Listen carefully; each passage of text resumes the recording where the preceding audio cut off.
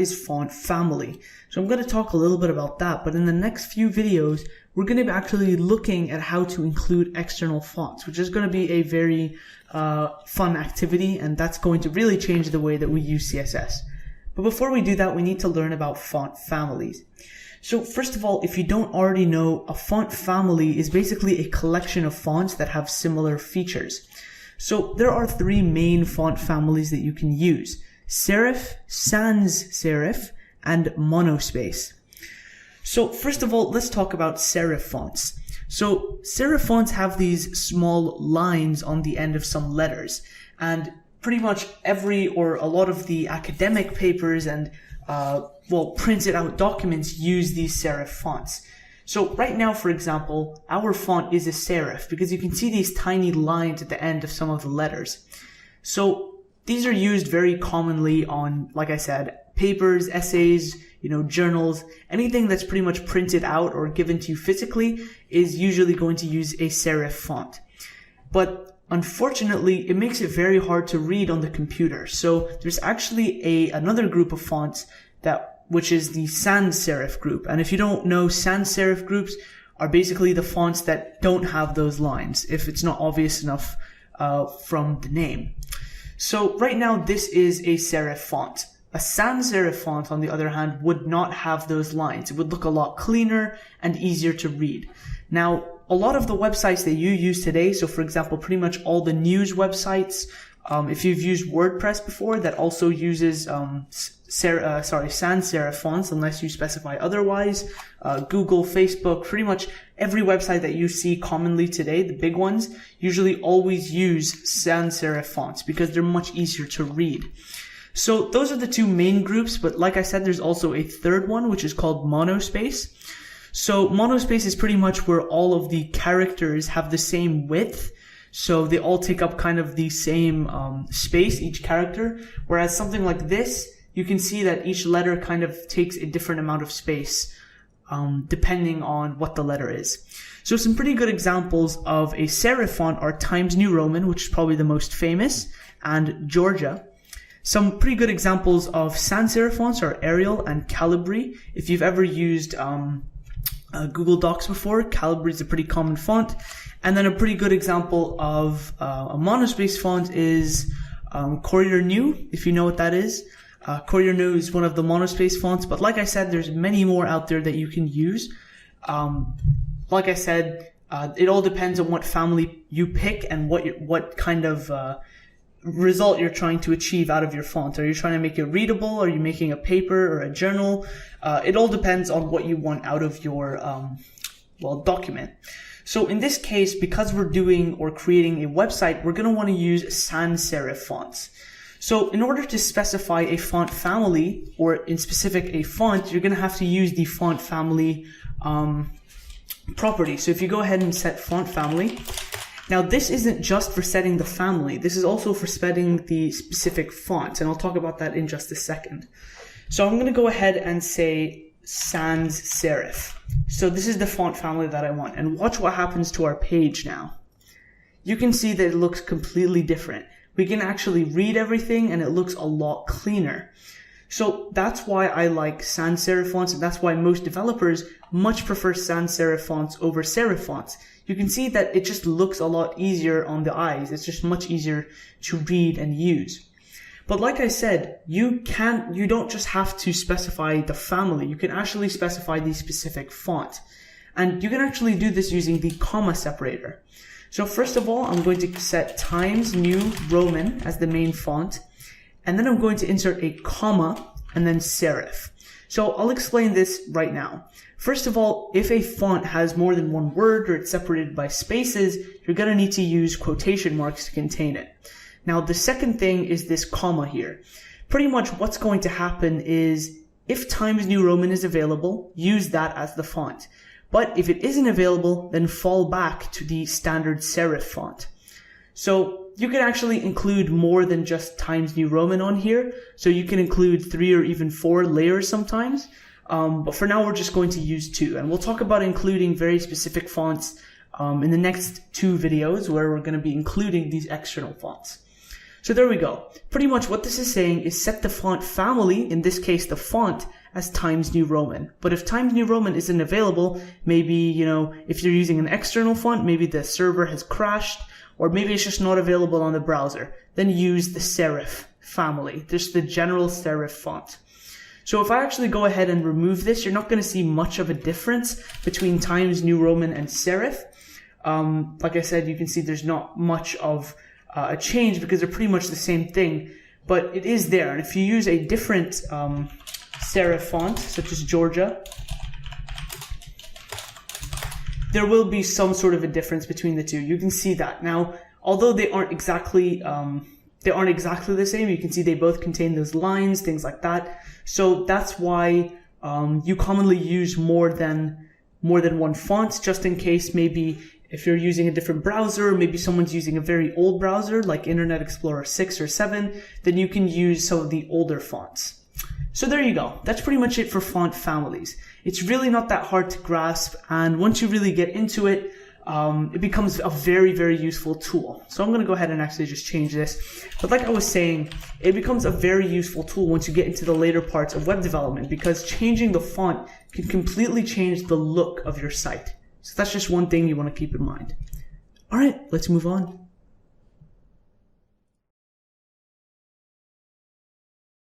So in this video, we are going to be looking at actually using some external fonts.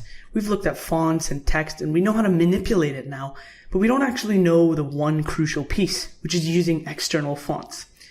So your computer will most likely come preloaded with a bunch of different fonts. If you use things like Microsoft Word or maybe Google Docs, things like that, they all come with preloaded fonts. And although Google Docs technically isn't on your computer, we'll just leave it in there for now.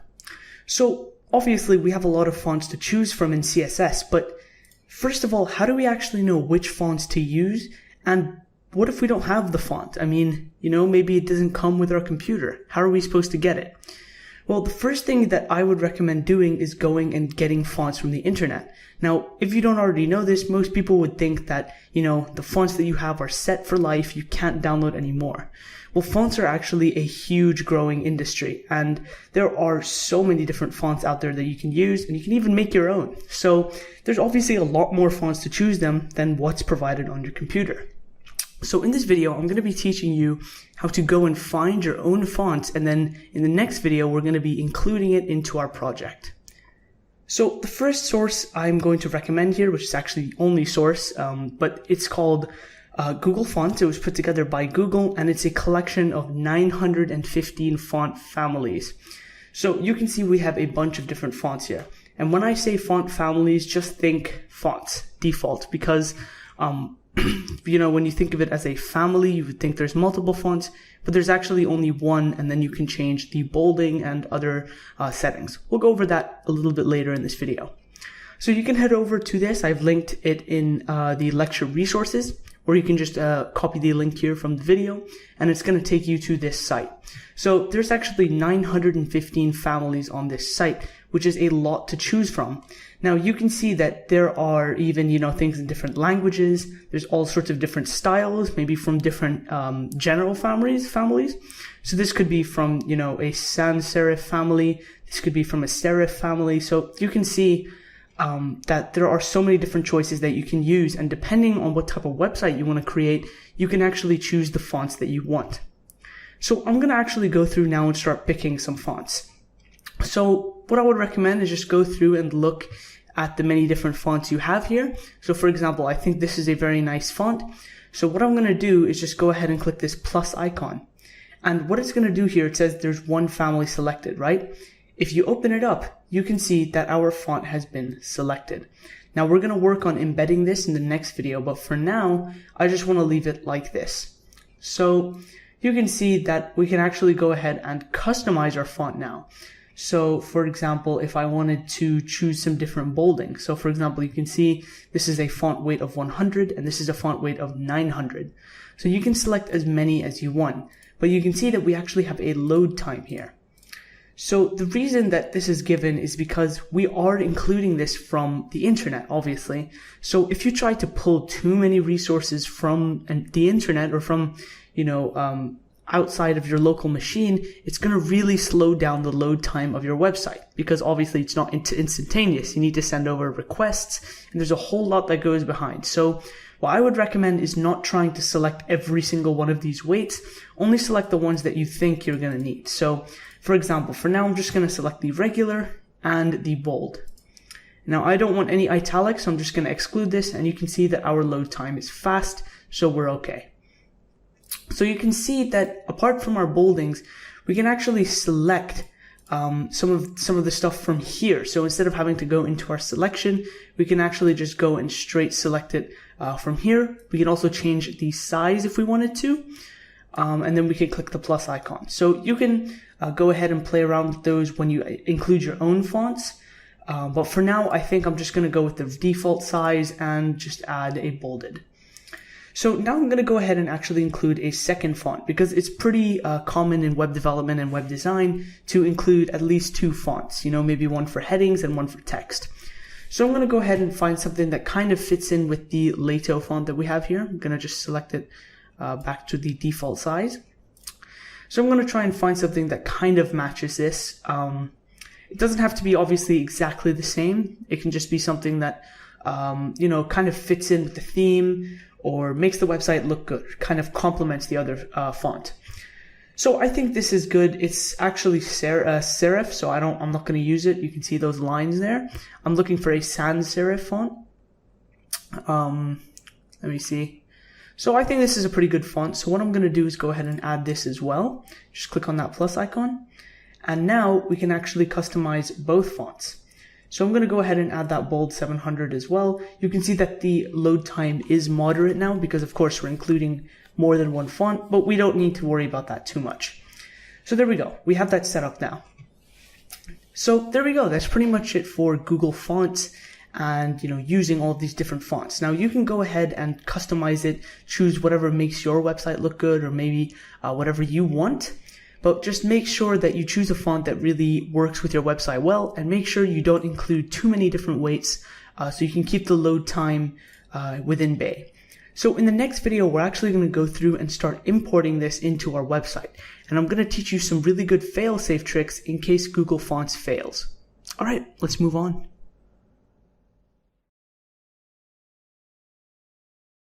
So in the previous video, we started looking at what type of fonts we can use in our website.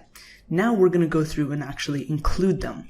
So first of all, let's just look at our website for now. We have all of our fonts set up, and we have a bunch of text manipulation ready to go and working on the website. But now what I'm going to do is actually go through and start using these external fonts. So we're not going to use this Arial font anymore, so I'm going to go ahead and erase that. And also for the font weight, I'm also going to go ahead and erase that, because there's some issues with it that I'll talk about in just a second. So there we go. Now that we've removed all of the properties that will be directly affected by the font, let's go ahead and work on setting up our website with these external fonts. So the first thing you'll notice here is that when you go over to your Google Fonts, it gives you this link tag to include. So this link tag is pretty much going to link to Google Fonts and pull them from their servers. So this is what you're going to need to copy right here. So you're just going to copy this, and up in your HTML document, you're going to paste your link tag above your style sheet. Now make sure you post it above your style sheet, because you want to have the fonts ready so that when your style sheet comes along and the compiler is reading it, all of the fonts are already there and ready to go. So there we go. Now that everything's linked and set up, why don't we go ahead and see what happened on our website. Well, obviously we remove the font, but you can see that nothing actually happens. So by doing this, we don't actually set up our website to use our fonts. We're just bringing them into our website. Now what we need to do is go through in CSS and start utilizing these fonts so that we can see the changes on the website. So on top of that, there's this little text here that allows you to, you can just copy the style straight, but I'm going to go ahead and do it manually. So first of all, let's go ahead and add our body font. So I'm going to go ahead and say font family.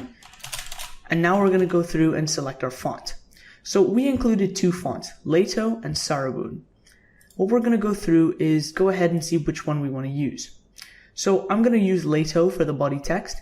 So right here in quotes, I'm going to go ahead and say Lato, just like that. And now let's go ahead and refresh the page. And you can see how much of a difference that makes. Now, using this new font, everything has changed. It makes the website look completely different from what it used to be. So there we go. We've included that. But let's go ahead and include our second font here. So I'm going to go through and actually add it on the title and the subtitle. And remember, going back to specificity, the class and ID selectors are going to be more specific than the body selectors. So our font family is going to override the body font family. So let's go ahead and add that right there, just like that. And let's go ahead and add it to our subtitle as well. All right, now let's go ahead and see what happens. So you can see that although the difference is quite subtle, it still changed the font of the titles and subtitles. And you can see why using two fonts on your website makes it look a whole lot better. So there we go. We've added all of our fonts. But the only problem is, we know that what's happening behind the scenes is that this link tag is going to Google servers, pulling these fonts, and then including them in our website. But what if it fails? What if there's no internet connection, or what if it's down? Maybe the Google font servers themselves are down. This is where we need to use the trick we learned in the font families video, in which we can actually add a backup font to this. And if we actually go on Google Fonts right here, you can see they already do this. Now, because the sans serif family is included by default, what's going to happen is normally it's going to use the font specified. But if there's some problem and we can't get these fonts, maybe Google servers are down, it's going to go over to the next font. And we know that sans serif is included on every single machine, which means that it's going to work fine. So let's go ahead and do that. Now, if you remember, all we have to do is go ahead and add a comma and then put the name of the family, which in this case is sans serif. We're going to do this for the other two as well, and this one as well. Now, of course, this is going to change based on the font that you use, and I'm actually going to show you this right here. Let's remove both of these and add a serif font. So this would be considered a serif font. Let's go ahead and add that.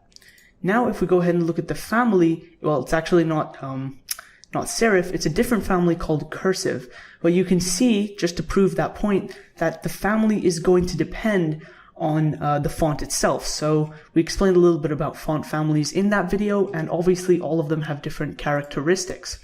So, of course, like I said, it depends completely on the type of font. So if I go ahead and see the family there, you can see that that's sans serif. But if we use something like this font, it's going to be a different font family.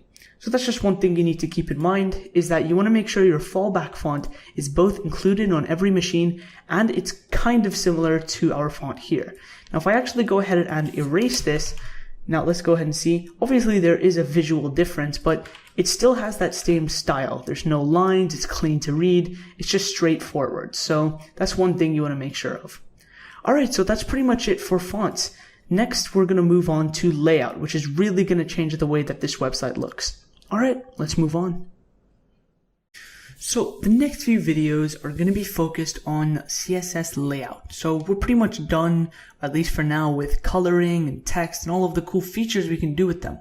But now we're going to actually go through and start using our skills with different, well, new skills that we can actually put together and create really, really nice, awesome websites. So layout is probably one of the most powerful tools that you can use in CSS and can completely change the way your website looks.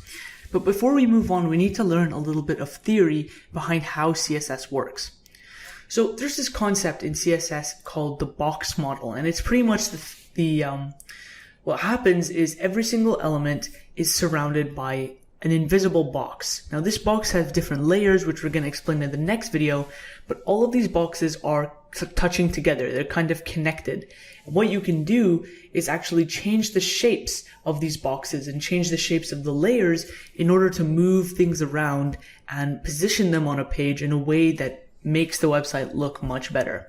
Now, obviously, this isn't the only way of shaping your website. There are so many different methods, flexbox and grid, and we're all going to cover them later in this course. But for now, this is the basic kind of layout features that you need to use so that you can move on and start using some of the most complex features.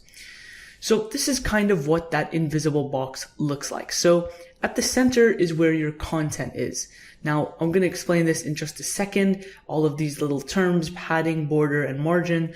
But you can see that the center contains the content, but then the other three layers are something completely unknown, and we're going to be going through and explaining what those do. But for now, just understand that you have the content on the center, but then there's this invisible box around it that is split up into 3 layers. So let's go over the first one, which is the padding. Now, the padding represents the space between the content and the border of the content. Now, you can see up in this model, we have this padding section, and then we have a border. So pretty much what the border does is it separates the content and the padding from the margin. But pretty much, let's just assume for now that the margin kind of moves things around and it doesn't actually move the content around. What padding is supposed to do is it's basically supposed to give more room around the content itself. It's not really meant to move the content around. So it'll make more sense when I go over margin if you don't understand it now, but let's move on to the next layer. The border is pretty much the divide or the separation line between the content, the padding, and the margin. So borders can be styled and changed, and by default they're invisible, but we can actually go through and change how they look, which we're going to be going through in a couple videos time. So the border doesn't actually create any spacing or anything itself, unless you want it to, but pretty much what the border is supposed to be is kind of that division line. So the last layer that I want to talk about is the margin. So just like how the padding is supposed to give spacing, or well, padding around the content, the margin is supposed to move the content around and give it space between other elements. So while the padding is used for internal space, the margin is used for external space and is made so that to give room and spacing around external elements. So for example, if you have an image and then some text under it, you can use the margin of the text to kind of push it down from the image, whereas the padding would just kind of make internal space. Now, although it's not the best example, as we go on and start using it, you'll get this a lot more if you don't already. Alright, so that's pretty much it for the box model. It's a very, very simple concept, but it can be really used to a very high potential, and it does contain a lot of features that we're going to be going over in the next few videos. Alright, let's move on.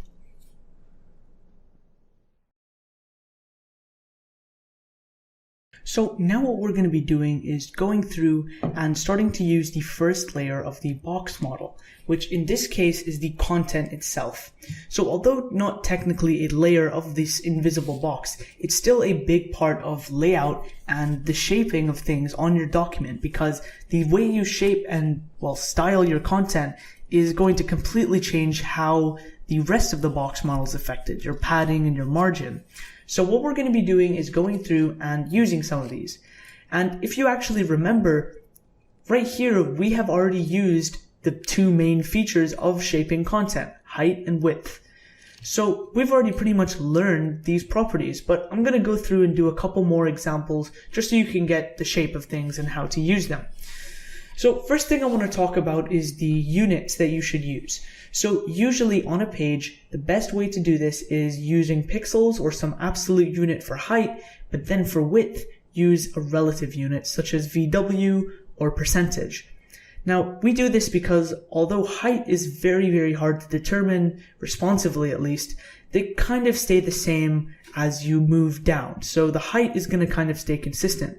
The only problem is the width completely changes everything. So the width of devices is very different from place to place. So a phone would be quite a small width, whereas, a full screen TV would be a very wide width. So that's why you use relative units for width, is that you can keep it consistent while you can keep both of the values consistent while still using different units. So let's go through and actually use it on this image here. So the first thing I want to do is go ahead and give this a class, or actually I'm going to give it an ID. So I'm going to give it an ID of about us image, just like that. All right. Now let's go ahead and select it here. I'm going to go hash about us image. Remember the ID selector.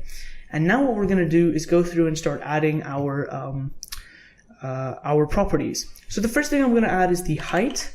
So I'm just going to make this a cool 300 pixels just to see how it is. And most of this is very experimental. You're not supposed to go through and change everything and, you know, well, you are, but you're not supposed to go through and set everything to a constant value. So you're supposed to, you know, play around, see what works, and then when you're familiar with it and once you know what you want, you can leave it as it is. So there we go. We set the height. Now, obviously, this with the width of the image itself is always relative, but I'm going to go ahead and change it anyways. I'm going to go ahead and say the width is 60 VW. Now, you could always say 60%. It would pretty much be the same thing, but I'm going to go ahead and use VW here just to, actually, you know what? We have VW here already, so I'm going to go ahead and add percentage. There we go. Now, of course, you could use whichever unit you want. They're going to mean pretty much the same thing, obviously apart from the different viewports and things like that, but they're pretty much the same for our purposes, so you can use whichever one you want. So there we go. We've changed it, and now if we go ahead and resize, you can actually go ahead and see that the width is going to be pretty much the same while the height stays constant. So one thing I want to talk about is a really cool feature that we can use in Chrome. And you can see that's a little bit weird there, but we'll worry about that later. It's a really cool feature that allows you to actually change the viewport of your Chrome window without actually having to use different devices. So if you go ahead and click on that icon, just right click anywhere on the page, click on inspect, and it's going to bring you here to this page. And you can actually select any device you want from the drop down menu and see how it would look on that device. So I can pretty much do whatever I want here. If I wanted to select an iPad, even an iPad Pro, you can actually see what it would look like on the device. So this is a really useful feature that you can use to make sure that your website works everywhere, instead of having to go and upload it somewhere and then view it on all those different devices. You can also select this responsive design, which I really like because then you can change the size however you want, just like that you can see, and it will work perfectly. So yeah, that's great. And you know, if you don't want to use these devices from this drop-down menu, you can actually go through and change the size here, which is really useful. So I'm going to go ahead and close this off now, and you can see that our website is looking good. Obviously, our image here looks quite weird, but like I said, it's all about experimentation. You're supposed to go through and see what works. And obviously, you don't have to use an absolute value. It's not set in stone, but you're supposed to go through and see what works for you, and from there, you can set the values. So this is just kind of a little experimental thing to teach you how to use these features. But like I said, this website's all about, or this course is all about practicing and getting experience with this, so you can go through, check out the project files and play around with these values yourself. Really get a feel for how this works. So that's pretty much it for content resizing. It's very easy. There's only 2 properties you need to know, and pretty much the rest of the box model is also quite easy. But it's good that we learn it step by step so that we master every stage, and by the end of it, we'll really know how to master the layout and really manipulate our page in the best possible way. All right, let's move on.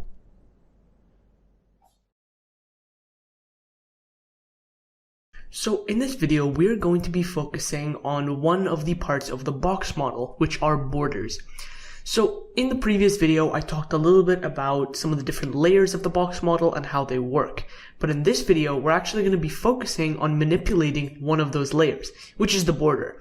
And although it's not really the main part of the whole box model idea, it's still a pretty useful skill to know, and it really helps you understand how the box model comes together. Alright, let's get started.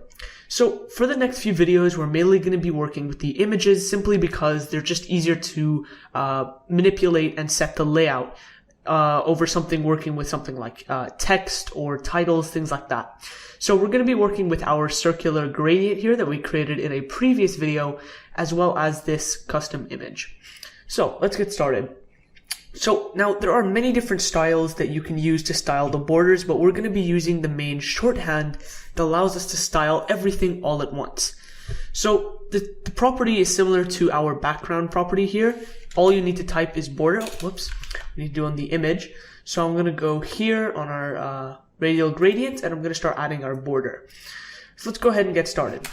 So what I'm going to do is just type border, and remember, every single element has a box around it, has this box model or invisible box. So it doesn't matter what you choose, you can always style these elements. It might look weird on some elements like this text here, but you can do it with everything. So there are three main parts to this element here. First is going to be the size, so we'll talk about that in a second. Then you're going to have the style, which is probably the main part. And then finally, you're going to have the color. So now that we have this, we can go ahead and start talking about this. So size is pretty similar to, changing the size of an image, for example. Yeah, it can be in pixels, or percent, or EM, it doesn't matter. I'm going to go with pixels for now. Now, the usual range for a border is somewhere between 1 and 3 or 4 pixels, but you can go much thicker than that depending on what you need. So I'm going to go ahead and show you what 2 pixels looks like. So remember, separated by a space. Now we're going to go over the style. So there are many different styles that you can use on your borders, but there's 3 main ones that we're going to talk about, 4 main ones we're going to talk about: dotted, dashed, solid, and double. Now, normally you're going to see solid. That's pretty much the most common one. I'll show you the other versions of this in just a second. So I'm going to go ahead and type solid. And now comes the color. So as we learned before, this can be a named color, this can be an RGB code, or even a hex code. I'm going to go ahead and just choose a darkish blue. I think that will fit in really well with the page. And in fact, you know what? Let's not use the color picker. Let's just use our RGB color skills and take the color of the background, which is here. So we're going to take those 4. And now I'm going to go back to our image here and paste it in. Oh, whoops. And now what I'm going to do is just darken everything. And if you remember, the darker it gets, the higher the lower all of these values get. So I'm just going to lower them all by about 50. So here I'm just going to go 154. Now again, this doesn't have to be exact or anything. You can put really whatever you want here, but I'm just trying to darken everything. I'm just going to make this 200. So let's go ahead and refresh the page and see how our border looks now. Let's scroll down. So there's the problem. We actually forgot a semicolon here on the end of the background. So that's one thing you need to keep in mind. There we go. Now it's working. And you can see, and I did actually change the color there just to test it out. And you can see, there we go, we have our background. So obviously it's pretty obvious here with our bright red color there, but what I'm actually going to do is go ahead and just play around with some of these and see if we can change the features. So first thing I'm going to do is go ahead and change the height. So I'm going to go ahead and set it as 10 pixels, for example. And you can see that the size. And you can see that that gets a lot thicker. So you can change it depending on how you want your border to look like. So now let's go ahead and change the style. So let's go ahead and try out some of these other styles. So first I'm going to try dotted. So you can see now we have a dotted border. Now let's go ahead and try dashed. And you're kind of getting the idea of how this works. Let's see doubled, or double actually. I think that's probably the best other than solid. Yeah, you can see that that looks pretty nice here. We have that double border. It's pretty useful in styling, but it's not really used very commonly. So the last thing I want to go ahead and change is the color. So I'm going to go ahead and just take a color from the color picker. I don't really feel like going through the whole RGB process again. Let's go ahead and just take this color. It's quite dark. Now let's go ahead and refresh our page and see what it looks like. And now you can see the color has changed. So you can see that borders are not only useful for just changing the style of an image or a box or any box for that matter. They're also useful for showing how the box model works. So I'm going to go ahead and change this back to solid so you can get a better view. So if you remember in the last video, we talked about the different layers of the box model, and we remembered that the padding was used to separate or create spacing between the content and the border. In this case, you can see that the border and the content are directly touching, which means there is pretty much no padding at all because there's no spacing between them. On top of that, you can see that this border is also touching elements on the page or other elements on the page. So like, for example, this table, there's a little bit of space between the header and the image, but that's due to other margins. We'll talk about that when we get later in this section. And so you can see that this doesn't have much margin either. So you can start to see here how this whole box model comes together and how you can see what's going on. So yeah, that's a pretty useful way to kind of look at the box model and see how everything comes together. In the next few videos, we're going to be looking at the other layers of the box model, and then we're going to bring it all together and start really changing up the way this website looks. All right, let's move on.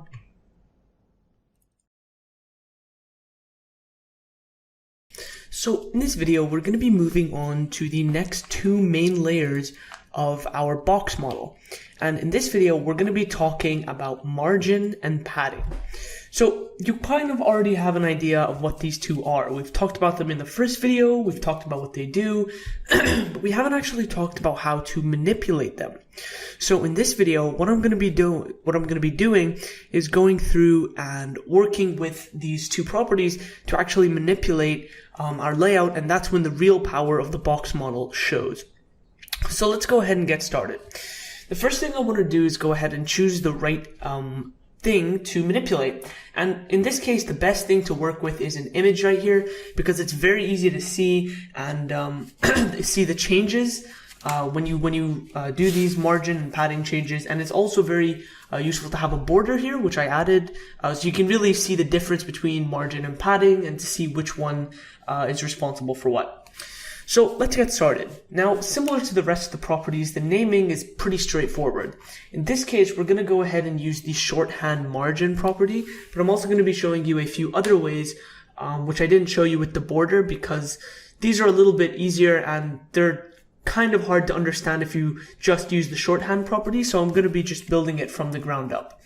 So the first property I'm going to look at is, of course, the shorthand margin property and how to add margin and padding to all sides at the same time. So in case you didn't know, this is called top, this is called bottom, this is left, and this is right. But I'm sure you know that, especially with working with multiple backgrounds, things like that. And pretty much the same throughout all of CSS. So let's get started. So the first thing I'm going to do is go ahead and find my image. And then I'm going to choose which box model layer I want to manipulate.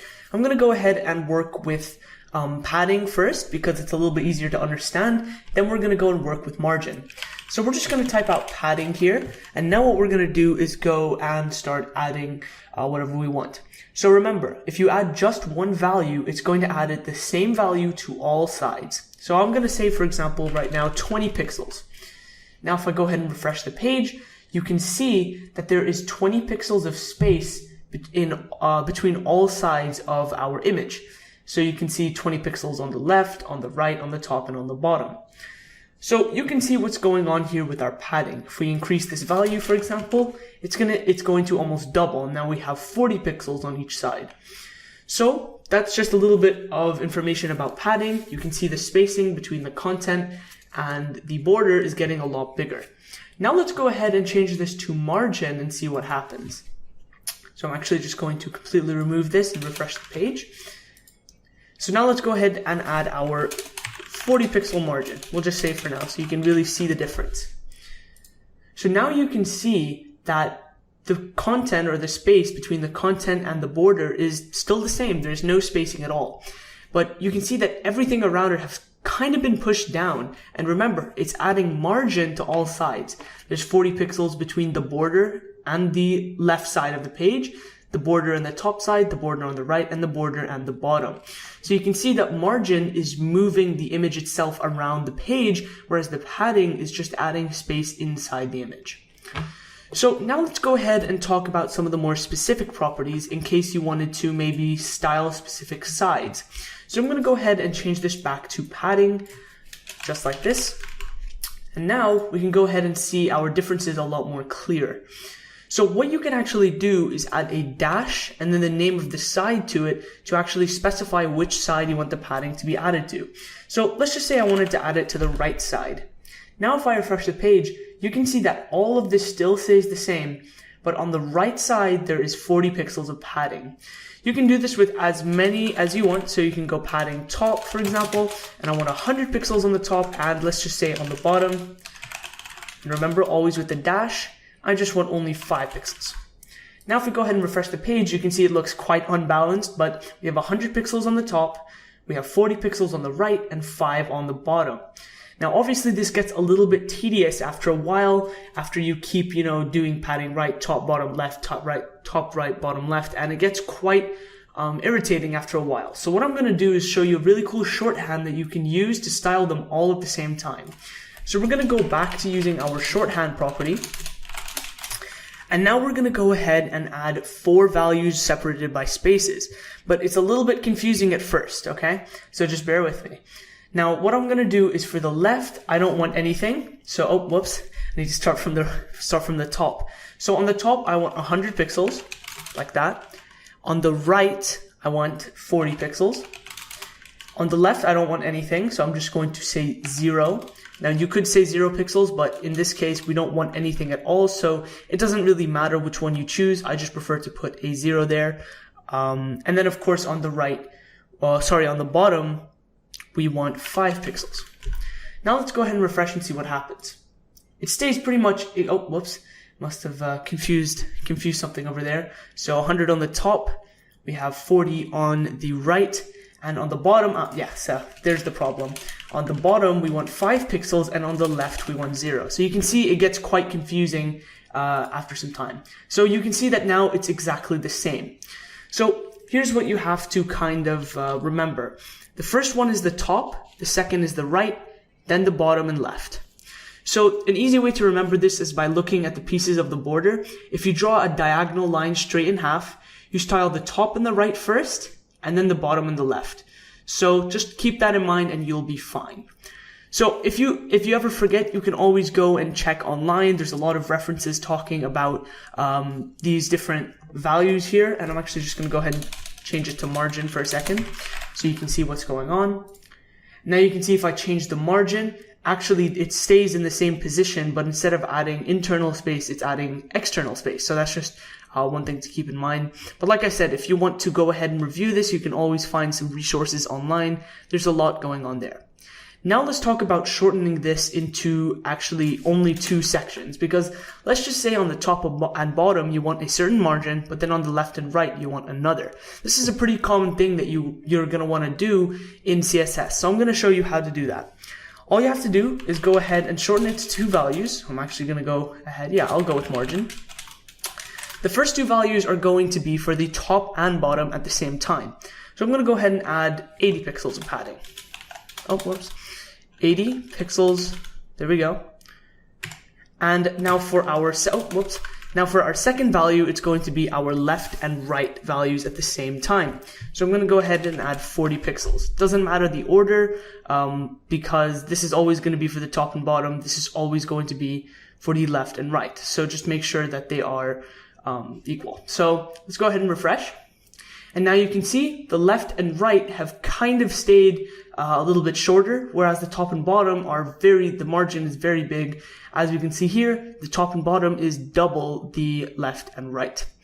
So that's a nice shorthand that you can use to style two different sides. So for example, now if you can just take this part and this part, style them at the same time, and then you take the left and right and do the same thing with them. So I know that's a lot to take in and it's a lot of different ways, but just remember, if you ever get confused, you can either use the internet or just use margin dash and then the position.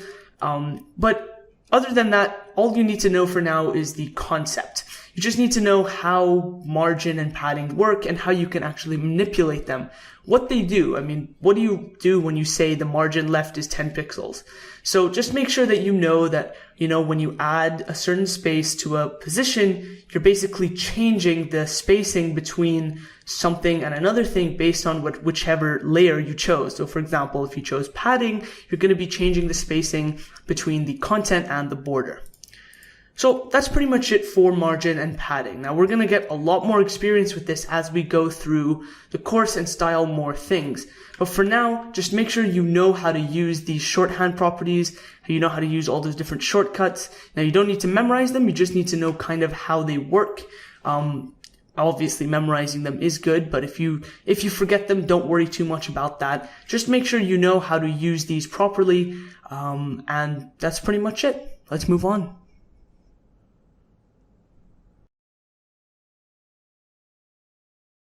So this is a pretty important video because we're talking about a concept that is going to be used constantly in the next few sections. And it's a very, very important part of CSS and kind of defines the way that you look at documents.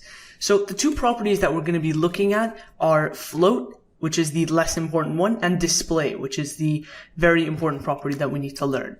So let's cover float first because it's an easier thing to approach. But before we start, for both of these elements, you need to understand the concept of inline and block level elements. So first of all, elements have a certain display type, which we're going to be, manipulating in the next property. This display type pretty much defines the behavior of the element. So there are two main display types, block and inline. So pretty much, if we look at our HTML document here, we go through and you can see all of these tags. Creating these tags create a sort of display behavior for the content inside them. So the block level element, what it basically does is moves everything onto its own section, its own, block.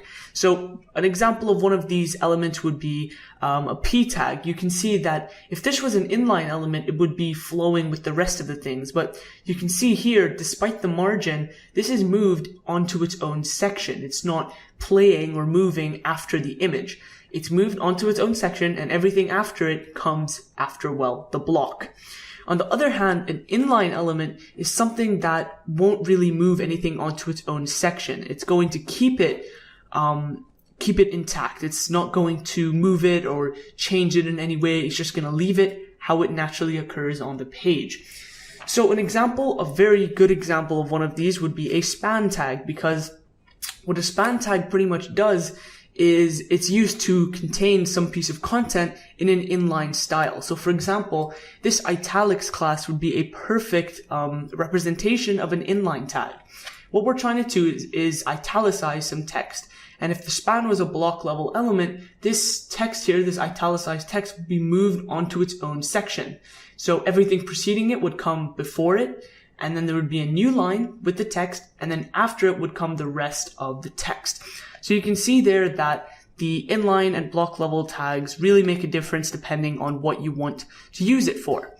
So what we're going to be doing in this video is going through and learning how to change the display type of these different elements. But first, let's talk about float. So again, these tags come with a natural display type, and how they are placed on the page is how they naturally occur. But there's actually a way to change the way that they look, and this is done using float. So if you just listen to the name there, what the element pretty much does is change how the element, floats on the page. So I'll go ahead and do some examples here. For example, let's just take this gradient here, this div. So I'm going to go and look for it, the service image. I'm going to say set the float, and I'm going to say it floats to the right, and watch what happens. You can see that now what happens is pretty much this just flows over to the right side of the page, and it also changes all the content after it. So you can see that this content here has now been pushed up. So this kind of shows a little bit of how float works. And this doesn't just have to be with images. We can do it with text as well. So if I go through and choose something like this element over here, this link here. So I'm going to go ahead on this link, and I'm going to say it floats to the right. Now let's go ahead and refresh the page, and you can see that that kind of flows over to the right, and everything before it is now kind of pushed up where it was. So you can think of this as kind of a Tetris puzzle block. When you're moving something over, everything is going to be pushed up or moved around as well, so to fit the page. So you can kind of think of it in that way. Now obviously, once you start getting a lot of experience with float, you can kind of predict where everything is going to move on the page. But floats are really useful for laying out documents, especially if you want to kind of position images next to text or move things around in a way that looks more like a proper document. So I'm going to remove that float, and I'm just going to do it with our image over here, with our image, our About Us image. So I'm going to go ahead and say it floats over to the right. See that? So now you can see that it floats over to the right, and now everything before it has kind of been pushed up onto this section here. So there we go. Now it's working and everything is looking great. Now let's look at the next property, which is display. So display is pretty much a way of, well, changing the display property of an element that it naturally comes with. So of course we know things like a div or a paragraph tag come as a block level element, whereas something like a span or a bolding tag would come as an inline element. So what we're going to be doing is going through and changing these properties. Now I didn't actually cover the properties of float, which I'm going to go over in just a second. But what I'm going to talk about is the different properties of display. So of course you have the standard inline and block, which is pretty obvious, but then you have a few others. So the one that I'm going to be covering here is none now. So what the display none property does is pretty much just completely almost remove the element from the page. Now it doesn't actually remove it, but what happens is that invisible box that contains everything just suddenly disappears. You can't see it anymore. It doesn't take up any space. It's just completely gone from the page. So I'm going to show you what that looks like right now. Let's go ahead and, for example, let's just say that this table is kind of annoying. We don't really want it here. So what I'm going to do over here in my table is give it a class of site table. Now I'm going to go ahead and select it here, .site-table, and I'm going to say display is none. Now watch what happens. You can see that that table completely disappears. And it doesn't even take up the space anymore. It's not like the table is just invisible or not visible, but it's completely gone now. This is very, very commonly used once you start using JavaScript and once you start making your sites interactive to maybe create web games or hide something, maybe create some sort of hidden token. It can be used for all sorts of things. So this is a very useful display property. So I'm going to go ahead and remove that. Now the next one I want to talk about, and I'll just keep it there if we decide to use it later. The next one I'm going to talk about is inline block. So we know that we have two different display types, inline and block, but there's actually a combination of the two, which is a little bit hard to understand, but once we start using it, you can see how useful it is. So inline block is a little bit, well, like I said, it's a little bit hard to understand, but pretty much what it does is take features from both inline and block level elements and combines them together. So we know that inline elements do not move anything onto their own line. We know that they stay in their place, they don't touch anything or move anything around. Whereas block level